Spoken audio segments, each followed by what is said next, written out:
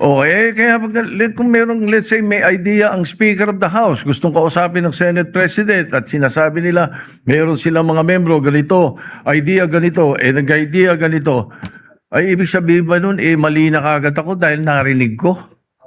Ano? Did I agree?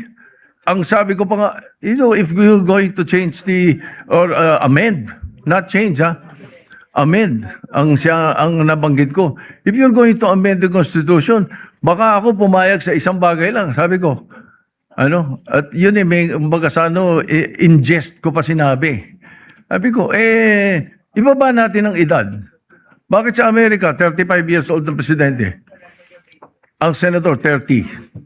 Bakit sa atin 40 and 35? Kaya mali pa rin yung sinasabi doon sa isa sa comment sa the distinguished lady na sinasabi, gusto ko raw iakyat into 50 para ma-disqualify doon sa Duterte.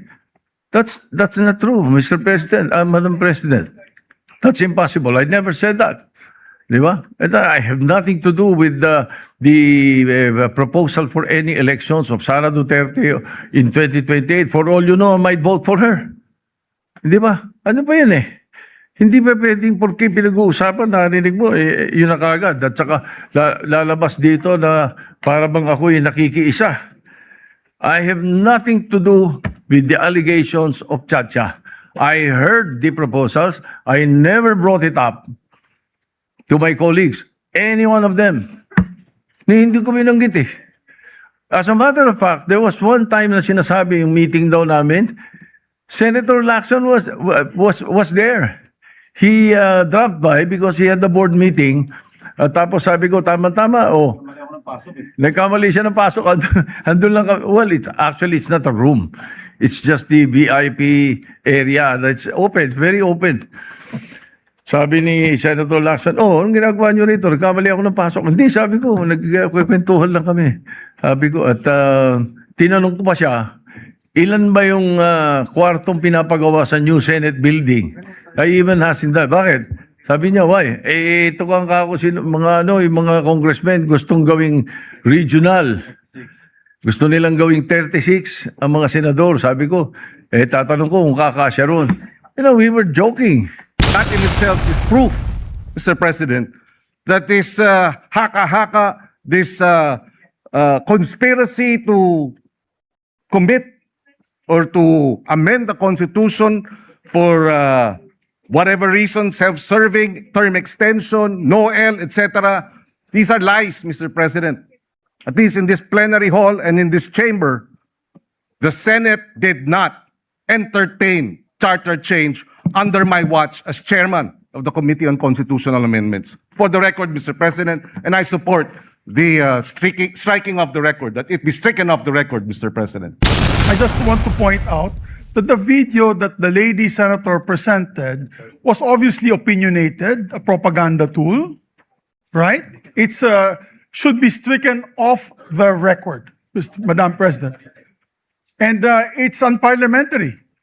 We've seen videos presenting evidences on issues that are taken up on the floor. Senator Tulfo always comes out with videos showing people being mauled, people being abused for the information of this body to act on that particular issue.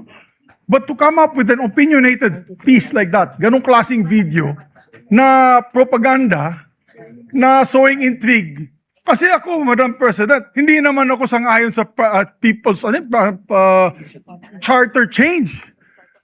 I was the first one in this institution who fought that kind of move with the PI, and all of us together, kaming lahat, for the first time in the history of the Senate, 24 senators tumayo dyan at pinasapu natin yung Contra People's Initiative, na fake People's Initiative, na talagang kinall out natin yung lahat ng grupo ng tumutulak nun, from the Speaker and even Malacanang, kinalaban natin. Kaya wala kaming kinalaman dyan. Bakit sinama kami dyan sa propaganda na yan? Na dahil kami, Duwag 11? Ano ba yan? Bulaga 11? At grade 13? That should not be shown here. Because what will stop us now, Madam President, for that lady senator, that we come up also with a propaganda video here, papalabas din namin, yung mga sala nila. Oo, kung ano-ano, hindi naman kami ganyan. No? To gain traction, to gain views and publicity, will destroy our fellow colleagues here. Walang ganyanan. Ako, hindi ako nagagalit. Kilala niyo ako. Ako pinaka-amiable dito. Mahal ko kayong lahat. Pero hindi tama yung pangyayaring iyon. Hindi ba? Kung galit po kayo, magsalita po siya dyan, magalit siya sa gobyerno niya. Magalit siya sa kapatid niya. Burahin niya kapatid niya. Pero wag naman niya idamay yung mga tao na walang kinalaman dyan. Katulad yan, never ako kinausap ni Senate President Soto. Never ako kinausap ng mga kasamahan ko dito about charter change. Kasi alam din nila, tutol ako. Tinanong ko din sila, wala silang kausap, wala silang kinalaman, wala silang alam sa charter change. This whole group is just nodding, shaking their heads. There is no such thing. Inday-badiday na ba tayo dito sa Senado? Kaya nga sinasabi, we're a circus. I apologize to those who are watching. They think we're a circus. We are a circus because this type of language that we are pushing in this August chamber, it's unparliamentary, Madam President. It is unparliamentary. And I'll tell you now, these people here, ladies and gentlemen, in this body are not in favor of any amendments to the Constitution. We just want to bring back the integrity of this same chamber. Cannot we discuss that as a group, as a body, that we fight for our integrity, for the good name to be brought back, for people like Jokno, people like Tanyada, people like Aquino, people like Salonga, even Frank Drilon, people like Miriam Defensor Santiago, Joker Arroyo, who stood here for what was the best times of our institution. Have we forgotten that and we've made it already like a circus? Madam Chair, I do not agree. Because I'm not Macamarcos. I'm not, so when you come up with a propaganda tool like that, hitting all of us, it makes us look that we are, nasa panig po kami ng mali at nasa panig po kami ng mga demonyo. Diba? May panindigan po kami lahat dito, Madam President. So therefore, you can see my passion on this. I move to strike the horrible propaganda video off the records of this great institution, Madam President. Minority Leader. Madam, Minority Leader. Before I recognize the former Senate President, may I ask the former Senate President, Senator Subiri, is that transformed into your motion? Yes, that's a motion. That is your motion. That is a motion, Madam. Yes. So before we act on your motion, may I hear first from the Minority Leader? Thank and you. then Senator Tulfo. Yes. Is it a Thank you, manifestation Your or a Honor. motion as Thank you well? very much, Your Honor. Well, this is a way of seconding the motion of Senator Subiri. First of all, the presentation, or what we call the editorial video that we witnessed, yes.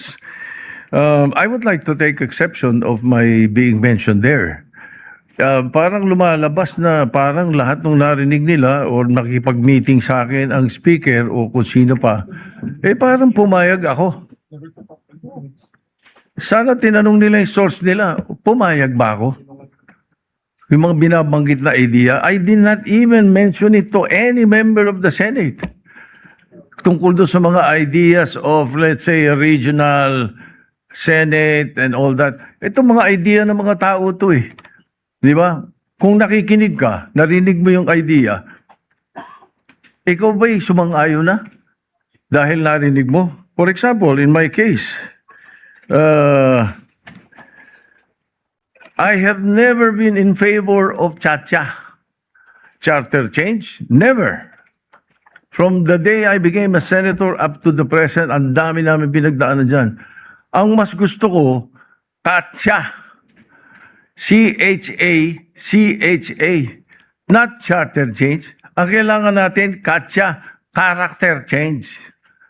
That is what we need. Okay, kaya kung merong, let's say, may idea ang Speaker of the House, gustong kausapin ng Senate President at sinasabi nila, meron silang mga membro, ganito, idea ganito, nag-idea ganito, ay ibig sabihin ba nun, mali na kagad ako dahil narinig ko? Ano? Did I agree? Ang sabi ko pa nga, if you're going to change or amend, not change, amend ang nabanggit ko. If you're going to amend the Constitution, baka ako pumayag sa isang bagay lang, sabi ko. At yun may kumbaga sa in jest ko pa sinabi. Sabi ko, ibaba natin ang edad. Bakit sa Amerika, 35 years old ng presidente? Ang senador, 30. Bakit sa atin 40 and 35? Kaya mali pa rin yung sinasabi doon sa isa sa comment sa the distinguished lady na sinasabi, gusto ko raw iakyat into 50 para ma-disqualify doon sa Duterte. That's not true, Mr. President, Madam President. That's impossible. I never said that. Di ba? And I have nothing to do with the proposal for any elections of Sara Duterte in 2028. For all you know, I might vote for her. Di ba? Ano ba yan Hindi ba pwedeng porque pinag-uusapan, narinig mo, yun na kagad. At saka lalabas dito na para bang ako'y nakikiisa. I have nothing to do with the allegations of Chacha. I heard the proposals. I never brought it up to my colleagues, any one of them. Hindi ko binanggit As a matter of fact, there was one time na sinasabi yung meeting daw namin, Senator Lacson was there. He dropped by because he had the board meeting. Tapos sabi ko, tama-tama, nagkamali siya ng pasok. Andun lang well, it's not a room. It's just the VIP area. That's open, very open. Sabi ni Senator Lacson, anong ginagawa nyo rito? Nagkamali ako ng pasok. Hindi, sabi ko, nagkwentuhan lang kami. Sabi ko, at tinanong ko pa siya, ilan ba yung kwartong pinapagawa sa new Senate building? I even asked him that. Bakit? Sabi niya, why? Ito kang kako, yung mga congressmen gustong gawing regional. Gusto nilang gawing 36 ang mga senador. Sabi ko, tatanong ko kung kakasya ron. We were joking. So yung mga source na nakikinig ng mga kwento, parang they make it sound sinister. Mag-ingat po tayo sa mga ganong kwento. Hindi ko sinasabing hindi nangyari. Nangyari. Yung nag-usap kami, nakita kami. As a matter of fact, you will not be surprised. You should not be surprised if I often see Bojidi. Because Bojidi is my golf mate. Ang mga golfing friends namin, every now and then, nagkaka-dinner kami. And during that time, na pinag-uusapan nila yung na binabanggit na nag-meeting daw kami dahil sa Chacha. Parang ganun ang dating That's not true. Ang talagang topic namin was the new TW777 of Honma Meres. It's a new set of clubs that Speaker Boji was telling me that he wanted to buy and asked me if I tried it already. Kami mga golfing buddies na grupo. Even Dom Mendoza was there because Dom Mendoza is NPC also. He's the Secretary General of NPC. So pagka nakikita-kita kami, almost, every 2 weeks? Every month, we have an NPC meeting. We always miss you, Madam President, because you seldom attend. So hindi dapat masamahin kung nag-uusap-usap ang mga politiko. Kung may mga idea mga politiko. That's why I really take offense. I take exception to what was presented. But I don't care about what the other mention or the other things that were mentioned. But as far as the issue of my involvement in Chacha is concerned, I vehemently deny. Definitely, I have nothing to do with that. And I second the motion of Senator Subiri that the editorial video should be stricken off the record because it appears na parang mayroon tayong sinister na plano na kasama kami. Thank you. Yes. Madam President. Thank you very much. Just so that there's a proper order, according to who first raised his hand, I saw Senator Erwin Tulfo. I saw Senator. I am was it objecting to the Senator motion, Madam Sh- President. let me just, Senator Sherwin Gatchalian, was it? Senator Kiko Pangilinan and Senator Ping Lacson and Senator Bam Aquino, Senator Rafi Tulfo, and Senator Rodante Marcoleta. I hope I am not accused of favoring the minority, although I heard the good senator. Yes, Senator Marcoleta may speak after. Madam Senator Erwin- President, Yes. I think I need to be heard because I am the one who objected to the motion. Oh, there's been an objection. Okay. Yes. The others are seconding the motion of Senator Miguel Zubiri. Yes, And Madam President, Senator I think- Dante Marcoleta is objecting to the motion to delete off the record the privileged speech. May we, the video in the privileged speech. We take note of that. May we hear the other seconding motions? And I think I've recognized the others in that order.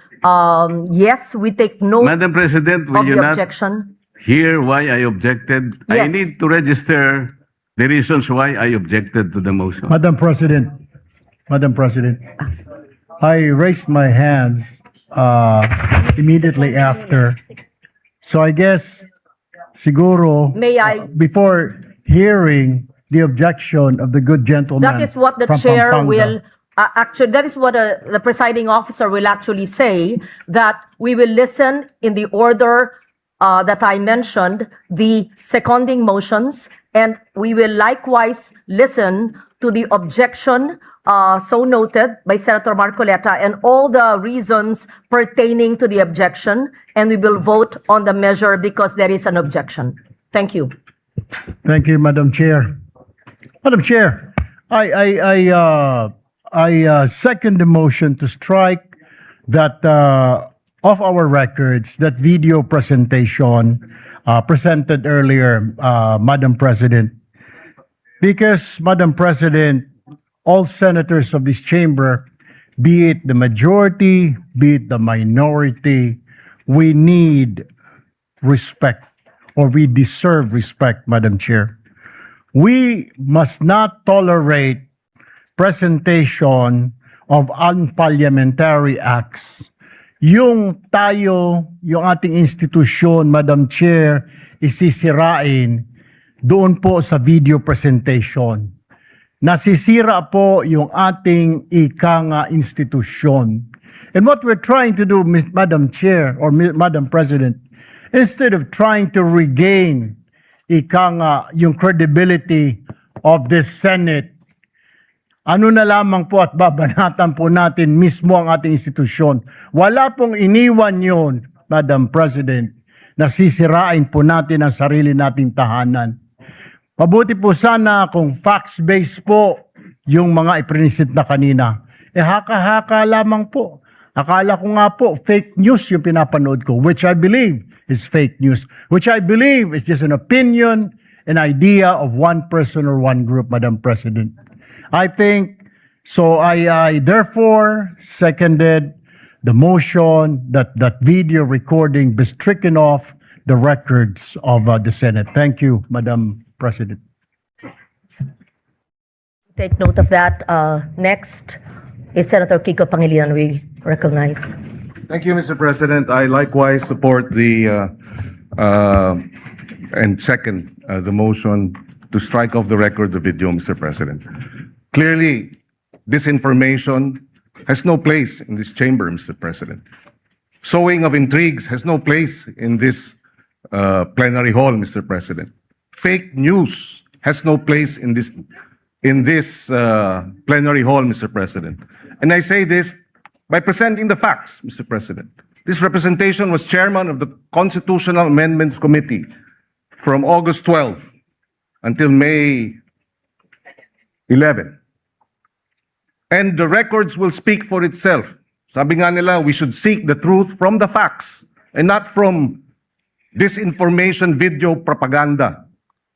What are the facts? From August 12 until May 11, Mr. President, the Committee on Constitutional Amendments never held hearings on constitutional change.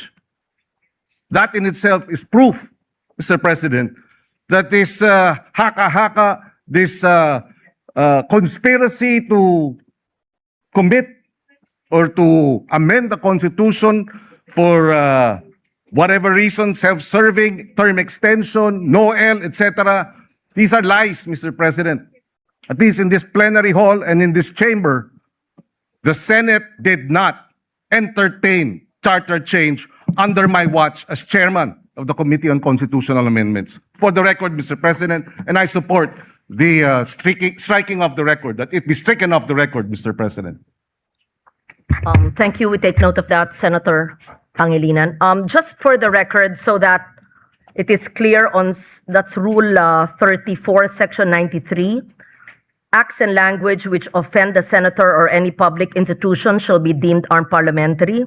And Section 94, no senator under any circumstances shall use offensive or improper language against another senator or against any public institution, just for the record. We recognize then Senator Sherwin Gatchalian. Thank you, Madam President. Madam President, for the record, never ho namin napag-usapan po ang charter change. CONAS, CONCON, People's Initiative, never po lumabas yung pangalan ng charter change sa aming pag-uusap. Nag-uusap po kami tungkol ho kung paano ho natin maiayos ang mga problema ho ng ating bansa. Higit sa lahat, paano ho mabalik ang tiwala ng taong bayan sa ating institusyon. Aminado ho tayo, pag tayo po ay umiikot sa buong Pilipinas, nakakausap po natin ang ating mga constituents, marami hong nagulat, maraming nagalit, at marami hong nadismaya. At ito ay hamon sa ating lahat, hindi lang po sa ating Senate President, kundi sa ating lahat kung paano ho tayo magtutulong-tulong, maibalik po ang dignidad at respeto ng taong bayan sa ating institusyon. Kaya mga kasama, itong mga lumalabas na video na ganito, hindi ho ito nakakatulong. Bagkus, ito rin po ay magkakaroon ng negatibong epekto sa pananaw po ng ating mga kababayan sa institusyon na mahal ho natin, ang gusto ho natin protektahan. So with that, Madam President, let me second the motion of Senator Miguel Zubiri, invoking Section 93 of our rules, acts, and language which offend a senator or any public institution shall be deemed unparliamentary. Thank you, Ms.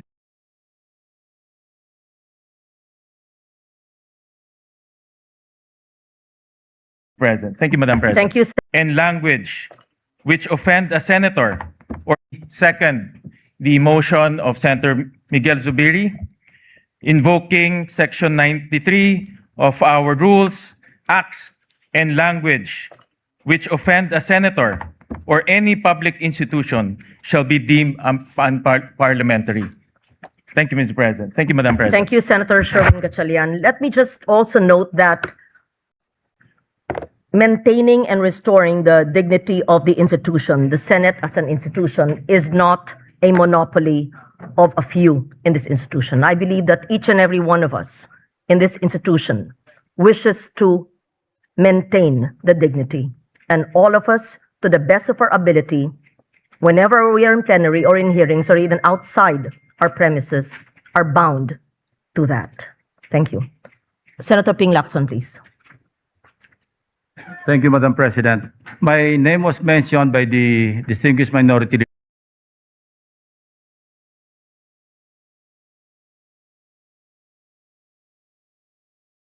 Is Second, the motion of Senator Miguel Zubiri, invoking Section 93 of our rules, acts, and language which offend a senator or any public institution shall be deemed unparliamentary. Thank you, Mr. President. Thank you, Madam President. Thank you, Senator Sherwin Gatchalian. Let me just also note that Shall be deemed unparliamentary. Thank you, Mr. President. Thank you, Madam President. Thank you, Senator Sherwin Gatchalian. Let me just also note that maintaining and restoring the dignity of the institution, the Senate as an institution, is not a monopoly of a few in this institution. I believe that each and every one of us in this institution wishes to maintain the dignity, and all of us, to the best of our ability, whenever we are in plenary or in hearings or even outside our premises, are bound to that. Thank you. Senator Ping Lacson, please. Thank you, Madam President. My name was mentioned by the distinguished minority leader, and I confirm that I witnessed a portion of their conversation. I think present during that discussion, of course, the minority leader, Speaker Boji D, the Deputy Speaker, I think Hernandez, and the former Secretary of the Senate, Dong Mendoza. Nagkamali po ako ng paso kasi I was about to attend a board meeting in the same area, and nakita ako nung tao ni Senator Soto. So napasok ako, sabi ko, "Ops, mali pala. Ano bang ginagawa niyo rito?" So, and nakita ako nung tao ni Senator Soto. So napasok ako, sabi ko, "Ops, mali pala. Ano bang ginagawa niyo rito?" So, ang unang tanong sa akin, tama-tama kasi pag-uusapan namin na kung sakali magkaroon ng charter change, baka pwedeng request ng Speaker of the House kung pwedeng increase yung number of senators to 36 from 24. Ang naging role ko naman doon, kasi tama-tama, ilan ba yung kwarto doon sa Senate building? Sabi ko, 65, kasi yun ang request ni Senator Pimentel at that time. He was also thinking of increasing the number of senators. So, 36 lang kailangan. So, after that, and I confirm na probably ako yung sinasabi ni Lito Banay na source.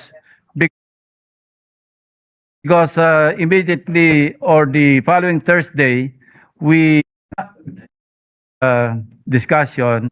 All of us, to the best of our ability, whenever we are in plenary or in hearings or even outside our premises, are bound to that.